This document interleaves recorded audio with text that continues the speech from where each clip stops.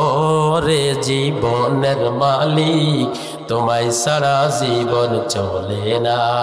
কোরআনের কথা শুনে চোখের পানি ফেলতো, কোরআনের কথা শুনে নিজের জীবন পরিবর্তন করার চেষ্টা করত। কাফের মুশরিকরা সিদ্ধান্ত গ্রহণ করলো, এবার কি করে দেয়, 116 জন আলেমের নামে তালিকা করে ফেলো। ঠিক না বেঠিক? কোন কোন আলেম বাংলাদেশে ভাইরাল, তাদেরকে জেলের মধ্যে ঢুকিয়ে দাও, দেশ থেকে বিদায় করে দাও। আল্লাহ বলছেন জুলুম যারা করেছে এই জুলুমদের জায়গা এই আল্লাহর জমিনে আমি আল্লাহ দিব না।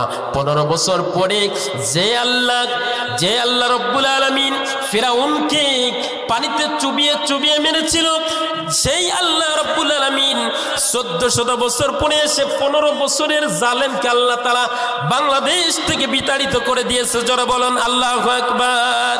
এর দ্বারা প্রমাণিত হয়ে যায় মুসলমান, কোরআন হলো একটা ঐশী গ্রন্থ, কোরআন হলো সত্য না মিথ্যা।